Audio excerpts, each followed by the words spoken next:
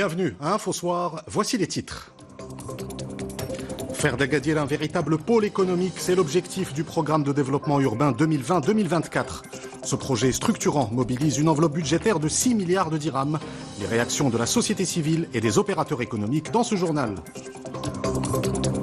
Une initiative est lancée dans la région de Ouarzazate pour encourager les jeunes du monde rural à lancer leurs propres projets. Une session de formation organisée dans la commune de Taznart pour promouvoir l'auto-entrepreneuriat et les méthodes de gestion d'entreprise. La Chine annonce de nouvelles mesures de confinement face au coronavirus. Des restrictions de déplacement sont prévues dans de nouvelles régions. L'épidémie a fait près de 500 morts en Chine. Un bilan officiel annonce également que 24 000 personnes sont contaminées. Le festival Afrique du Rire revient pour sa 3e édition. Des artistes de tout le continent et des diasporas africaines vont se produire sur scène au Maroc, au Bénin, au Sénégal et en Côte d'Ivoire. La première est prévue demain soir à Casablanca. Nous en parlerons avec l'initiateur de l'événement, l'humoriste maroco-ivoirien Wallace. Madame, Monsieur, bonsoir. C'est le début d'une nouvelle étape pour la ville d'Agadir. Grâce à une enveloppe budgétaire de 6 milliards de dirhams, un programme de développement urbain vise à faire d'Agadir un véritable pôle économique. Un programme lancé hier lors d'une cérémonie présidée par Sa Majesté le roi Mohammed VI, accompagné de son Altesse royale le prince héritier Moulay El Hassan. Reportage Amina Ben Khalq, Yassine Gouindi et Azdine Idrissi. C'est au cours de cette cérémonie présidée par Sa Majesté le roi Mohammed VI que le coup d'envoi du programme de développement urbain de la ville d'Agadir est donné. Une feuille de route ambitieuse dotée d'un budget d'environ 6 milliards de dirhams prévu pour la période 2020-2024. Ce programme marquera un tournant majeur dans le développement de toute la région de Souss Massa. C'est ce qui ressort de l'allocution du ministre de l'Intérieur Abdelouafi Leftit devant le souverain.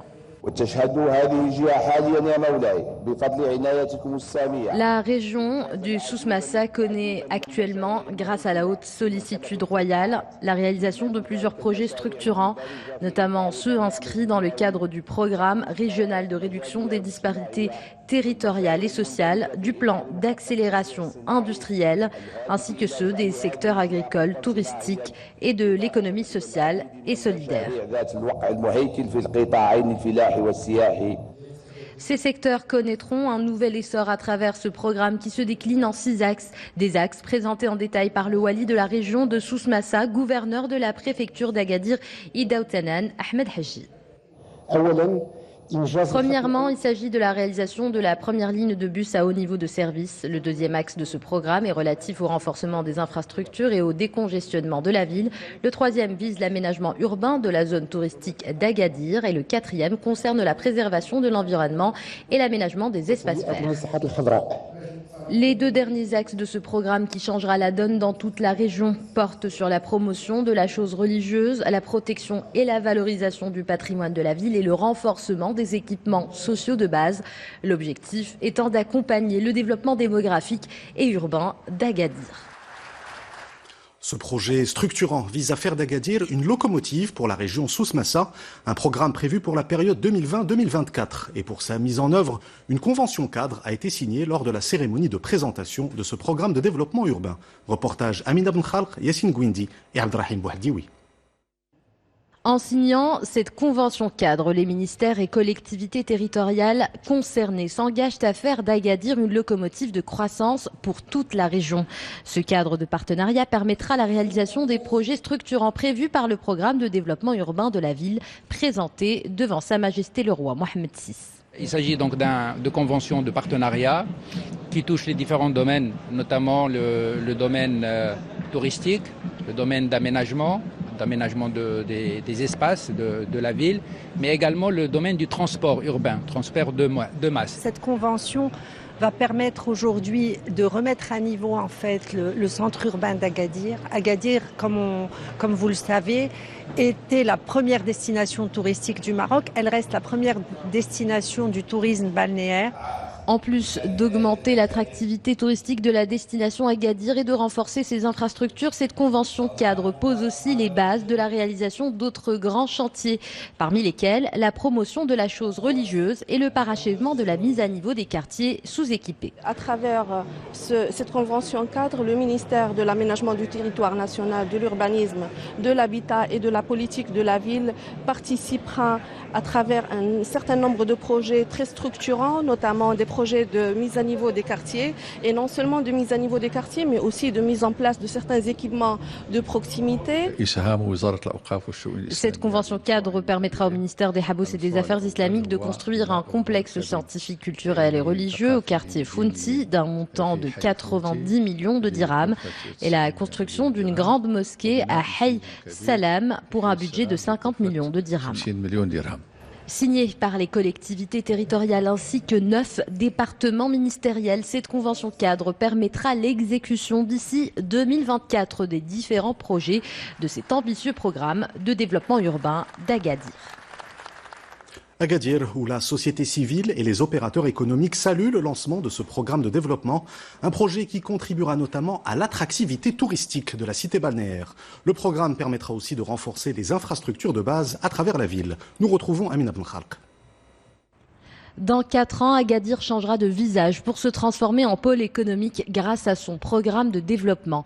Un chantier destiné à créer de nouvelles opportunités dans plusieurs secteurs et à améliorer le quotidien des Gadiris. Ce programme concerne tous les secteurs socio-économiques et culturels ainsi que les infrastructures.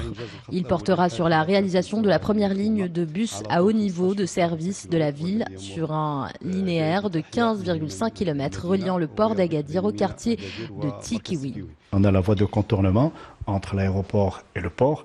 Donc c'est véritablement les deux pôles économiques, port et aéroport, au niveau de l'export, au niveau de la mobilité des touristes. Et cette voie de contournement va aller jusqu'au centre touristique de Tarazout. Pour améliorer l'attractivité d'Agadir, qui a franchi la barre du million de touristes par an, ce programme met aussi en place plusieurs projets comme le réaménagement des espaces verts ou encore la liaison transversale de la ville avec la zone côtière. Parmi les projets touristiques prévus dans la région, il y a la réhabilitation de la corniche d'Agadir sur 5 km, la réalisation d'équipements publics comme le musée Timitar et les bureaux d'information, ainsi que la création de circuits touristiques thématiques. En plus du tourisme, l'une des motivations premières de ce méga programme est l'accélération de l'investissement et le développement d'une dynamique socio-économique créatrice d'emplois. La région a mobilisé, avec toutes ses forces vives, une assiette foncière assez conséquente et assez importante pour pouvoir abriter un ensemble d'écosystèmes industriels. Et je citerai à titre d'exemple donc le parc Aliopolis et Agropole qui a mobilisé une surface équivalente à 150 hectares. Ces projets répondent à une demande réelle sur le terrain. En tant qu'acteurs associatifs, nous voulons nous engager dans ce programme historique sur lequel nous fondons beaucoup d'espoir. En 4 ans, Agadir va se transformer en pôle d'investissement et de projets générateurs d'emplois. À travers tous ces projets, la capitale du Souss se fixe un délai de 4 ans pour devenir le moteur économique d'une région aux fortes potentialités. Ce programme représente ainsi une nouvelle étape du processus de développement économique et social d'Agadir. Il permettra aussi de promouvoir les nombreux atouts dont dispose la ville, notamment son riche patrimoine architectural et culturel. Reportage Rita Saha et Abdrahim Bouhdioui. Une mosquée, une école coranique, un jardin, un théâtre. Difficile de s'imaginer qu'il y a plusieurs années, un véritable village se trouvait à la place de ces ruines. En 2010, l'équipe du professeur Oumlil a réalisé des fouilles sur ce site historique, des recherches qui ont révélé la présence des dynasties saadiennes et même almohades sur cette montagne. Nous avons aussi réalisé des fouilles à l'extérieur de la Casbah. Nous avons découvert que des maisons avaient été construites avant la construction de la Casbah qui a été édifiée en 1541. On a aussi découvert un cimetière juif parce qu'il y avait un mellah ici. Construite par le sultan Mohammed Shir lors de la bataille d'Agadir, la Casbah, édifiée à plus de 230 mètres d'altitude, a contribué à la victoire des Saadiens et mis fin à l'occupation portugaise, ces derniers ayant abandonné leur fort nommé Santa Cruz. S'en est suivi une période fructueuse pour les habitants d'Agadir Oufella. Entre le XVIe et le XVIIIe siècle, la Casbah d'Agadir Oufella a joué un rôle important dans l'économie de cette zone. Des échanges commerciaux ont été réalisés entre l'Europe et les pays africains, notamment le commerce du sucre et de l'or en provenance du Soudan. En 1960, tout comme le reste de la ville, Agadir Oufella est frappée par un séisme meurtrier. La colline se transformera en cimetière à ciel ouvert. 60 ans plus tard, les visiteurs découvrent l'histoire moderne et plus ancienne de ce lieu à travers des photos mais également des ruines et cette fameuse Casbah. Des touristes venus du monde entier, éblouis par la vue imprenable sur l'océan et la cité balnéaire. C'est merveilleux, c'est impressionnant. On n'a pas de mots pour décrire la beauté de cette baie, la promenade, le grand espace qu'il y a. C'est magnifique. C'est la première fois que je monte sur un chameau. J'ai vu beaucoup de choses, une vue magnifique sur la ville. C'est vraiment exceptionnel. On est comme au bout du monde. Cela fait 5 ans que je travaille ici. Il y a quelques visiteurs. Ce sont en majorité des Français et des Allemands. Si aujourd'hui, Agadir Oufella est l'un des seuls sites historiques de la ville, les habitants et férus d'archéologie espèrent pouvoir lui redonner une seconde jeunesse pour faire découvrir ce lieu au monde entier et faire renaître ainsi la célèbre cité qui a brillé il y a de cela plusieurs centaines d'années. Sachez également que l'activité touristique au Maroc a connu une évolution positive de 5,2% en 2019. C'est ce qu'affirme l'Observatoire du tourisme. Le Maroc a accueilli en 2019 près de 13 millions de touristes. Cette initiative à présent lancée dans la région de Ouarzazate pour encourager les jeunes du monde rural à lancer leurs propres projets. Une session de formation a été organisée dans la commune de Teznart au profit de 200 bénéficiaires. Il s'agit de promouvoir l'auto-entrepreneuriat et les méthodes de gestion d'entreprise. Reportage Nsaba Azizi et Hassan Belalim, le récit est de Hind Ben Abdenbi. Abdelrahman Bouzid est auto-entrepreneur dans la commune rurale de Teznert, à environ 70 km de Ouarzazate. En 2002, il a monté son projet, celui d'une petite entreprise de réparation d'appareils frigorifiques. 18 ans plus tard, il continue à se former pour développer ses compétences. J'ai bénéficié de différentes formations pour apprendre à développer mon entreprise, à gérer mes finances. Ce type de formation est très important et doit se poursuivre.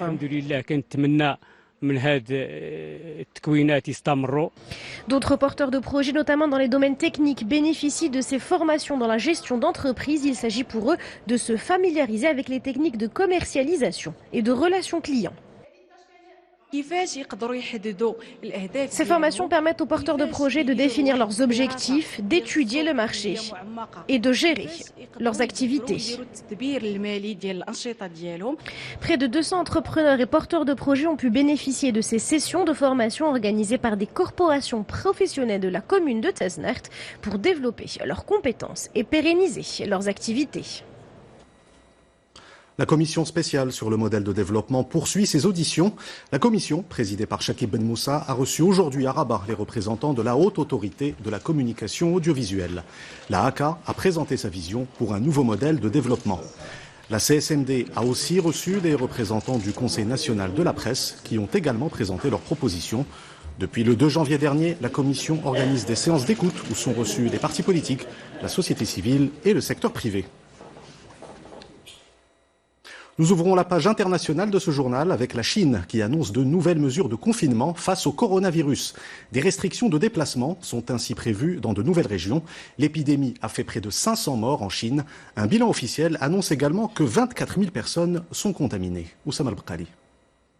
Des casinos fermés, vidés de leur clientèle. Idem pour les restaurants, huppés comme de quartier, les jardins et espaces publics. Ici à Macao, comme partout ailleurs en Chine, des mesures de restriction combinées avec une volonté de la population de se préserver du virus ont fait que nombre de mégapoles semblent devenues désertes. Une politique qui commence à donner ses fruits. C'est évident que le distanciement social réduit grandement les cas où la transmission est probable et donne un contrôle sur la propagation. Il y a certes des cas en dehors de la Chine, mais sans ces mesures, il y aurait eu une réelle épidémie. 2,1%, c'est le taux de létalité actuel du nouveau coronavirus, en baisse grâce notamment au confinement drastique appliqué sur tout le territoire chinois. Ainsi, 99% des cas du coronavirus sont actuellement en Chine. La Chine a fait face à plusieurs cas comme celui du coronavirus depuis près de 15 ans. Cela lui a permis de développer un système de santé publique solide avec des réponses efficaces. Le pays réalise de très grands efforts pour garder le contrôle sur l'épidémie. Selon les derniers chiffres de l'Organisation mondiale de la santé, 500 personnes seraient décédées après avoir été infectées par le coronavirus. Les partis en conflit en Libye sont réunis à Genève. Des négociations indirectes sont menées. Les Nations Unies annoncent que les belligérants acceptent de transformer la trêve en un cessez-le-feu durable. Le conflit oppose les forces du gouvernement d'union nationale basé à Tripoli, avec à sa tête Faiz Sarraj, aux troupes du maréchal Khalifa Haftar, venu de l'Est et qui mène une offensive pour s'emparer de la capitale libyenne. Et pour parler de la situation en Libye, nous recevons le professeur Khalid Chegraoui. Khalid Chegraoui, bonsoir. Bonsoir. Ces nouvelles négociations vont-elles enfin aboutir à une trêve durable en Libye ? Tout le monde espère qu'on arrivera à une solution politique négociée et acceptée mutuellement par les deux grandes parties, le gouvernement de Sarraj de Tripoli et l'autre force, le gouvernement de Benghazi, principalement dirigé par Khalifa Haftar. Le grand problème, c'est que ça fait quand même plusieurs années qu'on est en train de traîner. Il y a eu énormément de rencontres. Juste pendant cette année, on a eu la rencontre du 6 janvier en Tunisie. Par la suite, il y a eu la rencontre de Berlin. Après, il y a eu une rencontre en Algérie, une rencontre à Brazzaville. Il y aura une autre rencontre en Tunisie prochainement et une autre rencontre en Algérie et après une autre rencontre le 9 février en Égypte. Donc le grand problème aujourd'hui, c'est qu'il va falloir trouver un terrain d'entente. Le grand problème, c'est qu'il y a aussi beaucoup d'intervenants, principalement externes à la scène libyenne.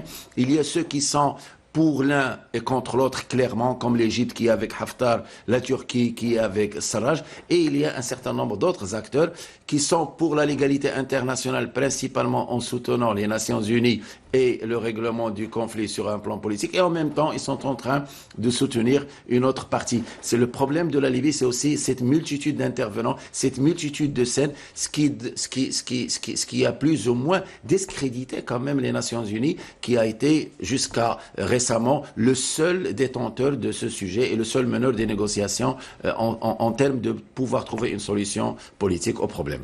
L'ONU qui dénonce l'afflux d'armes vers la Libye, ces violations répétées de l'embargo, peuvent-elles menacer un éventuel accord politique ? Effectivement, d'ailleurs, il y a une phrase qui circule ces derniers temps dans certains establishments européens, comme quoi les gens qui se sont réunis, en fait, les acteurs qui se sont réunis à Berlin dernièrement ont dit de très bonnes choses, mais une fois qu'ils sont revenus chez eux dans leur capitale, ils ont commencé à faire les mauvaises choses, celle de ne pas respecter premièrement leurs engagements, et ça, on peut parler de tous ceux qui ont participé à Berlin, qu'ils soient occidentaux ou autres. Les arrivées d'armes ne cessent d'arriver, que ce soit à l'est ou à l'ouest. D'ailleurs, c'est un secret de polichinelle. Tout le monde sait qui fournit quoi à qui. Le grand problème aussi, c'est qu'on a remarqué un certain nombre d'arrivées de milices étrangères, principalement de Syrie. Et d'ailleurs, il y a même des sociétés privées avec des mercenaires qu'on trouve de part et d'autre. Énormément d'armement. D'ailleurs, la Libye aujourd'hui est devenue un réceptacle d'un certain nombre de contradictions politiques internationales et je pense que peut-être que la Libye est devenue un terrain de rivalité par armée interposée pour le compte d'autres intérêts. Et je pense que cela va discréditer beaucoup plus l'ONU qui tient à ce qu'il y ait une solution politique pour ce problème et non pas militaire. Professeur Khalid Chegraoui, merci pour cet éclairage. Un mot de sport avec le tirage au sort des quarts de finale de la Ligue des champions africaines de football. Le Wydad de Casablanca affrontera les Tunisiens de l'Étoile du Sahel. De son côté, le Raja de Casablanca sera opposé au club congolais du TP Mazembe. Et pour les quarts de finale de la Coupe de la CAF, le Hassania d'Agadir affrontera les Libyens d'Al Nasr et la Renaissance de Berkane sera opposée aux Égyptiens d'Al Masri. Nous ouvrons la page culturelle de cette édition avec le film Adam de Meriem Touzani. Après sa sortie sur les grands écrans marocains en janvier dernier, Adam est projeté à partir d'aujourd'hui dans les salles obscures françaises. L'avant-première a eu lieu hier soir. Le long métrage a pour thème la question des mères célibataires au Maroc. Samia Harissi. Après avoir voyagé dans de nombreux festivals dans le monde, notamment à Cannes, dans la section Un certain regard, Adam sort aujourd'hui dans les salles en France. Le scénario du film de Mariam Tsouzani sur le parcours difficile des mères célibataires au Maroc est directement inspiré d'une histoire vraie, celui d'une jeune femme enceinte, désemparée, qui frappe à la porte de ses parents à Tanger pour trouver un toit et un emploi. Pour moi, c'était avant tout un besoin de raconter une histoire, de raconter un ressenti qui partait d'une histoire réelle, d'une femme que j'ai rencontrée il y a 17 ans et qui était mère célibataire, qui avait fui son village et qui m'a bouleversée à l'époque. Donc ce film est vraiment parti de quelque chose de très intime. Une chronique sensible sur le quotidien des femmes seules qui survivent grâce à leur courage, leur résilience et leur solidarité. L'accueil du public parisien semble tout aussi chargé d'émotions.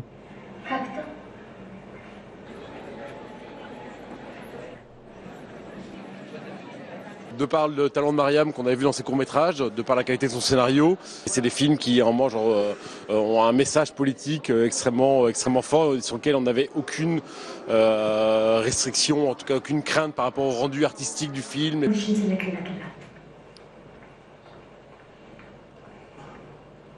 Un public nombreux a assisté à l'avant-première hier soir. Le thème du film semble dépasser les frontières et unir dans l'émotion.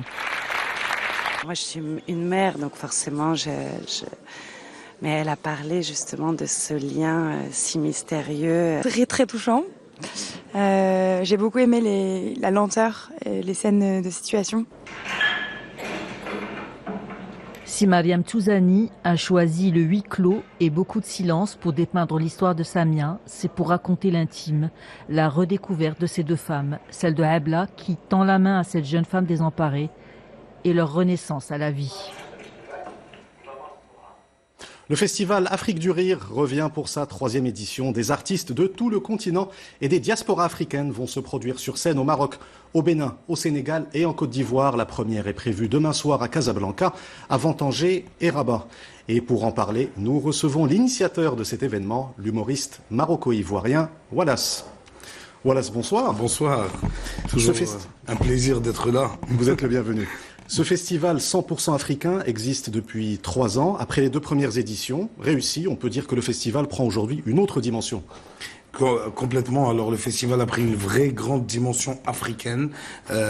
On le voit juste par rapport à tous les messages qu'on reçoit et les demandes de tous ces pays africains qui veulent qu'on passe chez eux, dont le Rwanda, le Bénin, la Côte d'Ivoire qui en redemandent, l'Algérie qui demande absolument qu'on passe par là, la Tunisie. Vraiment toute l'Afrique est assez. Il y a un vrai engouement derrière le festival et puis on en est fiers parce que c'est l'Afrique qui gagne, c'est l'Afrique qui est mise à l'honneur et c'était là tout l'objectif du festival. Parlons du programme de cette 3e édition. Quelles sont ses particularités et ses nouveautés? Alors, les particularités, les nouveautés, il y a déjà plusieurs pays qui n'étaient pas là aux 2 premières éditions qui seront présentes, notamment le Rwanda, l'Algérie qui est très bien représentée cette année avec 2 humoristes à talent exceptionnel et immense comme Ahmed Sparrow et Redouane Bougueraba. Nous avons aussi Kev Adams qui est une tête d'affiche africaine et ça très peu de gens le savaient parce qu'il est de père et de mère tunisien et algérien. Et bien sûr, il faut savoir que il y a plusieurs générations qui sont présentes, c'est-à-dire que on a des humoristes qui nous ont bercés pendant notre enfance et puis qui aujourd'hui font partie de ce festival. Donc au-delà d'être intercontinental, il est intergénérationnel. Et c'est ça qui est extraordinaire, c'est de pouvoir avoir sur scène un humoriste qui a 21 ans à côté d'un humoriste qui en a 60. Ce festival Afrique du Rire, peut-on dire qu'il a contribué à renforcer les liens et les échanges entre les pays africains, mais aussi entre l'Afrique et ses diasporas? Énormément. Énormément. Aujourd'hui, le festival traverse beaucoup de pays africains et fait voyager beaucoup d'Africains vers l'Afrique. Je suis très content quand j'ai des Ivoiriens, des Béninois, des Camerounais, des Sénégalais qui viennent au Maroc et qui nous disent on est impressionné de voir à quel point notre continent est diversifié et développé. parce qu'on s'en rend pas compte. Quand on ne sort pas de là où on vit, on s'en rend pas compte. Alors, bien sûr, aujourd'hui, il y a plusieurs choses qui sont en train de se faire pour justement consolider et renforcer ces liens-là qui sont africo-africaines, cette coopération sud-sud. Notamment, il y a un gros partenariat qui est en train d'être discuté et qui est presque validé avec l'Agence marocaine de coopération internationale, l'AMSI, pour offrir des bourses scolaires à des jeunes dans ces pays où on va aller jouer, notamment au Sénégal, en Côte d'Ivoire et au Bénin, à plusieurs personnes pour leur permettre de venir finir leurs études au Maroc. Et ça fait partie des actions sociales, on va dire, du festival pour joindre l'utile à l'agréable. Voilà, merci d'avoir répondu à notre invitation. Je rappelle que la première de cette 3e édition est prévue demain soir à Casablanca. Exactement. Je voudrais dire aussi qu'à Tanger le 7, on sera le 7, à Rabat le 8 février. Ensuite, on s'envole pour Cotonou le 15, Dakar le 19 et en clôture par Abidjan le 21. C'est noté. Avant de nous quitter, je vous rappelle l'une des principales informations de cette édition. La Chine annonce de nouvelles mesures de confinement face au coronavirus. Des restrictions de déplacement sont prévues dans de nouvelles régions. L'épidémie a fait près de 500 morts en Chine. Un bilan officiel annonce également que 24 000 personnes sont contaminées. C'est la fin de cette édition. Vous retrouvez tout à l'heure Zahra Etihel pour Al-Massaïa. Quant à moi, je vous dis à demain. Excellente soirée sur 2R.